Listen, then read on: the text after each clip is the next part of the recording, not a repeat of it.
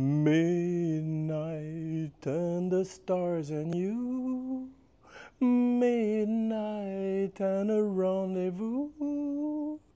Bonjour et bienvenue dans Kino Solo, Kinopod tout seul.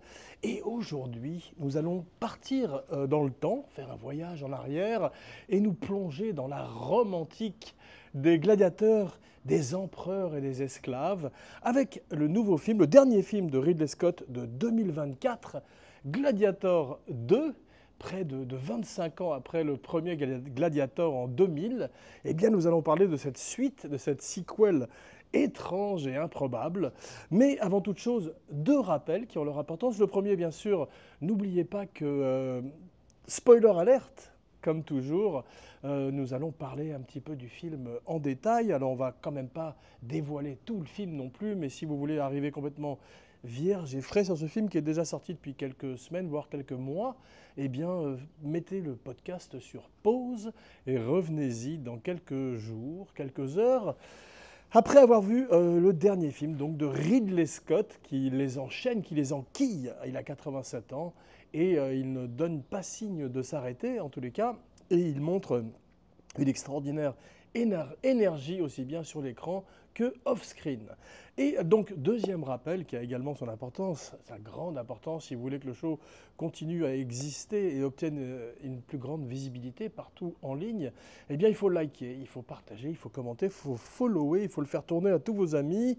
Et donc, mettre un pouce et une souscription en particulier sur la chaîne Abracadapod avec chaque semaine une nouvelle fantastique vidéo de Romain Lenoff qui fait un travail de titan et que je salue au passage. Donc aujourd'hui, après toutes ces mises en garde, nous allons pouvoir parler du film de Ridley Scott. Donc au départ, il y avait un formidable scénario de David Franzoni. Et puis, ils ont eu du mal. Ils voulaient, dès 2004, dans la foulée en fait, du premier, ils voulaient absolument faire une suite, mais ils n'arrivaient pas à trouver la porte de l'arène, la porte d'entrée. Et Ridley Scott a commandité plusieurs scénaristes, John Logan, et chacun se sont cassés les dents. On se rappelle même également d'un scénario extrêmement étrange, encore peut-être plus étrange que celui que nous avons eu aujourd'hui, et qui était un scénario de Nick Cave, le grand Nick Cave, le chanteur, qui faisait une histoire qui s'appelait, je crois, Christ Killer, le tueur de Christ, et qui était bordure psychédélique, qui traversait comme ça les époques pour partir de donc, la crucifixion, pour arriver jusqu'à notre époque avec un Russell Crowe qui visitait l'afterlife, l'Elysium, donc ce paradis pour les guerriers, pour les gladiateurs qui ont gagné leur liberté sur Terre et qui vont goûter aux joies de l'afterlife. Mais donc Russell Crowe au départ est bien évidemment pressenti pour la suite, mais il y a un problème, c'est qu'il est mort. Spoiler alerte dans le premier. Et donc c'est le film qui... On peut parler un petit peu du premier, parce que c'est un...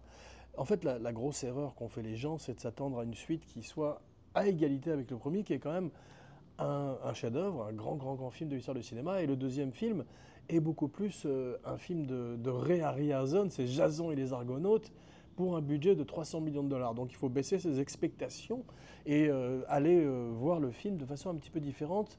D'ailleurs, je pense que le film aurait gagné s'il s'était dissocié finalement de la franchise Gladiator, mais c'était un trop gros coup financier pour Ridley Scott qui sortait donc d'un autre film très critiqué, en particulier en Europe, qui était Napoléon, où on lui reprochait déjà à l'époque les erreurs, ou en tout cas les approximations historiques, parce que c'est vrai que là, je disais qu'on nous emmène dans la Rome antique, mais c'est une approximation de la Rome antique, mais ça m'a un petit peu moins gêné dans la mesure où, en fait, étant dans un péplum, je ne m'attends pas à une véracité historique extraordinaire. C'est pas non plus le Napoléon de Kubrick, et j'y vais pour être, comme le disait un grand monsieur en d'autres temps, Are you not entertained? Pour être donc diverti par... donc Russell Crowe est mis sur la carte avec ce film de façon spectaculaire. Il a très peu de temps pour perdre du poids, à la manière de... à l'inverse d'un Christian Bale qui doit lui grossir et se muscler pour devenir Batman après Le Machiniste où il était très maigre. Eh bien Russell Crowe, pardon, lapsus révélateur, Russell donc que Kinopod adore à tous les poids, ça n'est un secret pour personne, c'est un des acteurs préférés du podcast, et bien donc a très peu de temps pour perdre la graisse de ce type qui travaille dans l'industrie du tabac dans l'extraordinaire film de Michael Mann, The Insider, le film préféré de Michael Mann de Kinopod.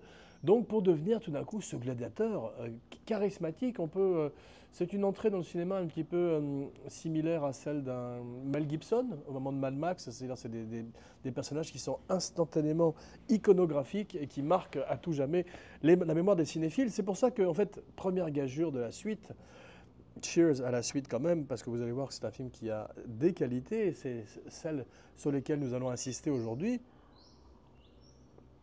Mais pour l'instant, donc effectivement, après Russell Crowe, il fallait un jeune, puisque donc il n'était plus question que Russell Crowe revienne. Au bout très vite, Ridley Scott décide de se focaliser sur Lucius, donc sur le fils de Russell Crowe qu'on voyait, le petit garçon qu'on voyait dans le premier. Et donc il veut caster un jeune acteur, mais simplement, avec Russell Crowe, il avait casté la star des 20 années qui ont suivi, quasiment, puisque c'était un type extraordinaire, une véritable star de cinéma, donc ça ne se trouve pas sous le sabot d'un cheval dans les écuries d'Augias, et donc de Pégase, par exemple, au hasard, pour rester dans le thème. Donc ils font appel à un jeune acteur anglais qui s'appelle, ou plutôt irlandais, qui intéresse Richard Harris, car il ressemble à un jeune, qui intéresse, de nouveau lapsus, qui intéresse Ridley Scott, car il ressemble à un jeune Richard Harris. Nos auditeurs avaient rectifié d'eux-mêmes. Mais donc, il est très intéressé par ce jeune type, il l'envoie à la salle, il devient extrêmement musclé. Malheureusement, il est un peu fade. C'est drôle que pour un type qui a le nom d'un des alcools les plus forts qui existent, le mezcal, Paul Mescal, il soit un petit peu lisse et fade à l'arrivée à l'écran.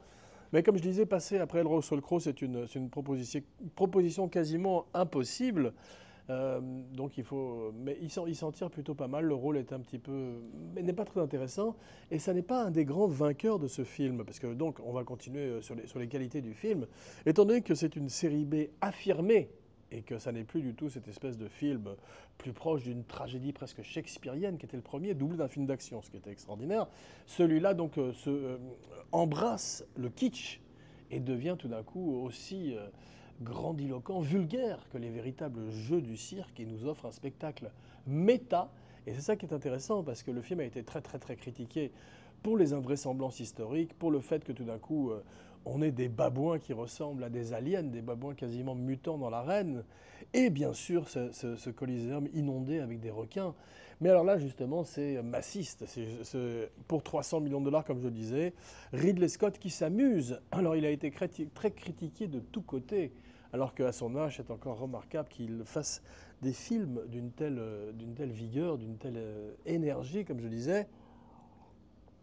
Alors il a été critiqué par les critiques, bien sûr, parce que c'est ce que les critiques font en général, et puis aussi par son chef opérateur, qui s'est permis de dire qu'il était devenu paresseux. Alors il ne faut pas exagérer, c'est vrai il répare beaucoup de choses en post-production maintenant, alors qu'il le faisait directement sur le plateau avant, en particulier le travail sur la lumière, d'où la frustration du chef opérateur, mais ça reste quand même un spectacle extraordinaire, beaucoup plus spectaculaire que tous les derniers films Marvel, puisque Ridley Scott nous refait du Ridley Scott avec des grandes attaques d'armée qu'il avait déjà fait dans Napoléon. Mais bon, c'est un truc qui fait très très bien.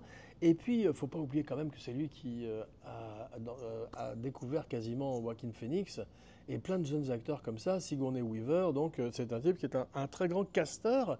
Et le film, une fois de plus, est extraordinairement bien casté. Alors, en particulier, une idée de génie qui est d'amener Denzel Washington dans l'univers de Gladiator. Parce que bien sûr, il ne fait aucun effort alors qu'il est entouré d'acteurs qui parlent avec des acteurs anglais, avec des accents anglais, parce que la tradition des péplums depuis toujours, c'est que les gens parlent avec l'accent britannique, je ne sais pas pourquoi, ou Shakespeare. Donc tout d'un coup, ça nous transporte dans le temps, soi-disant. Et bien là, Denzel fait aucun effort, il sort directement de Brooklyn ou d'un film de Spike Lee, et il est réjouissant parce qu'il sait exactement le film dans lequel il est. En fait, il fait une performance de Nicolas Cage, mais c'est une performance de Nicolas Cage faite par Denzel Washington. Donc c'est très très intéressant à voir. En plus, le rôle est plutôt bien écrit, il est basé sur la réalité. Alors on s'est plaint beaucoup des licences artistiques du film, mais néanmoins, il faut quand même reconnaître qu'il est probablement basé beaucoup plus sur la réalité que ne l'était le premier, curieusement, effectivement, que ce soit les méchants qui sont une fois de plus fantastiques, parce que Ridley Scott fait toujours des très bons méchants, qui sont les empereurs jumeaux, qui étaient frères dans la vie, donc il y a des petites différences comme ça, qui sont les empereurs Geta et pas David, mais Geta et l'empereur Caracalla, qui ressemblent à des petits Caligula miniatures. Ils sont basés d'après les acteurs qui sont formidables, qui sont Joseph Quinn et Fred Échinger.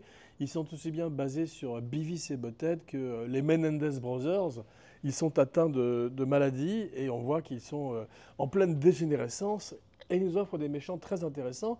Et toutes les scènes face à Denzel sont formidables, puisque Denzel donc, a ce naturalisme des films des années 70 et ce charisme, face à ces deux types fous qui semblent sortir d'un film de Fellini, maquillés comme ça et très étrange. Donc le film a ses qualités, en particulier en termes d'acting. Alors, un qui est un peu desservi au niveau de l'acting, malheureusement, c'est le magnifique Pedro Pascal, qui a des cheveux absolument sublimes dans le film. Mais il y a plus de choix à apporter à ses cheveux qu'au rôle, malheureusement, puisqu'il n'a pas grand-chose à faire. Et ça ne restera pas un des points forts du film. Alors bien sûr, tout le monde... Et Connie Nielsen non plus, malheureusement, qui revient au même titre que le grand Derek Jacobi, mais qui sont tous les deux desservis. C'est dommage, car il y a beaucoup de formidables acteurs anglais qui reviennent. C'est une tradition des films de gladiateurs, et de celui-là en particulier, c'est de prendre des jeunes acteurs et de mélanger à une ancienne catégorie d'acteurs merveilleux. On se rappelle bien sûr de Oliver Reed, qui était mort sur le premier, malheureusement dans une taverne à Malte, en faisant un duel d'alcoolisme avec des jeunes marins anglais.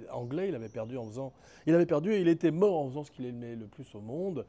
Et il y avait également Richard Harris, donc il y avait toutes sortes d'acteurs extraordinaires. Quand les scènes entre Richard Harris et Joaquin Phoenix sont extraordinaires et probablement effectivement ne sont pas égalées dans ce film qui, je dois le dire, doit être effectivement probablement à la manière de Joker 2, dissocié du film précédent. Si on arrive en s'attendant à une suite qui soit directe, une suite qui réplique ce qu'on a eu déjà, eh ben, on va être amèrement surpris. Mais si on arrive sans grandes expectations, car c'était mon cas, eh bien on peut passer un bon moment. Alors c'est vrai que ça a un côté...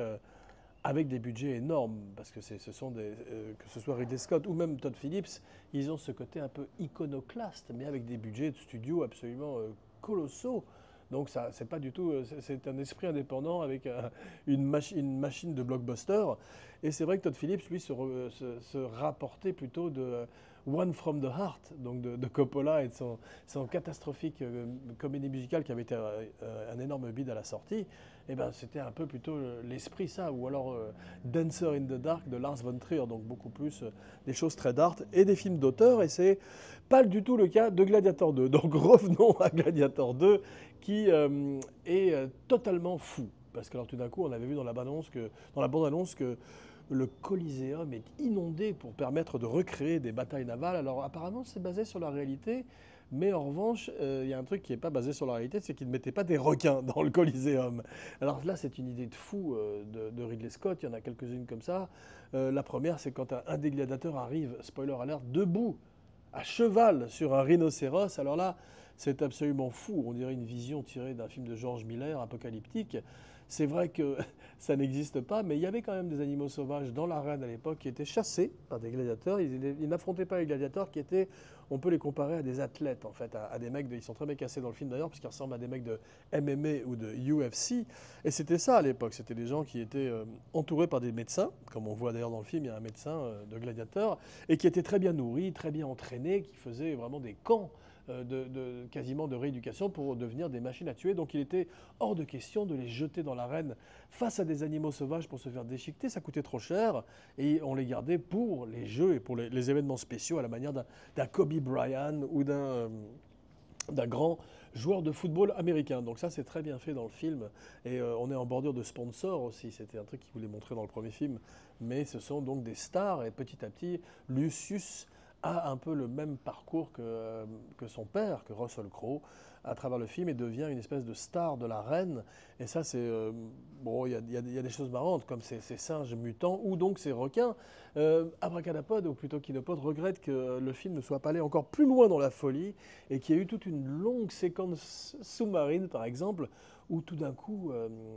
pour se cacher d'un requin, Paul Mescal nage sous le Coliseum, dans les catacombes en fait du Coliseum et tout d'un coup se retrouve face à une espèce de créature sous-marine, un meg, un kraken, ce que vous voulez, mais que tout d'un coup on est avec ces babouins mutants, l'équivalent sous l'eau, car comme vous le savez peut-être déjà, Kinopod est très friand de monstres sous-marins et une bonne séquence sous-marine bien folle aurait énervé encore plus les gens et aurait été très très amusant dans un film qui se veut donc entertaining, divertissant. Are you not entertained? Alors, on se retrouve dans quelques jours pour une surprise, un kinopod, un kinobond, un kino solo, avec mes ciné-buddies chers à mon cœur. Alors, plein de belles surprises pour encore pour cette fin d'année et pour l'année suivante. Et on a déjà beaucoup de shows en boîte qui vont, je l'espère, vous réjouir. Mais n'oubliez pas, pour les voir et pour qu'il y en ait d'autres, de liker, donc de partager, de commenter, de follower, de souscrire partout, partout, partout où vous écoutez le podcast, en particulier donc sur cette chaîne que vous regardez en ce moment peut-être, la chaîne Abracadapod de YouTube, avec chaque semaine une nouvelle fantastique vidéo de Romain Lénoff. Midnight and the stars and you, midnight and a rendezvous.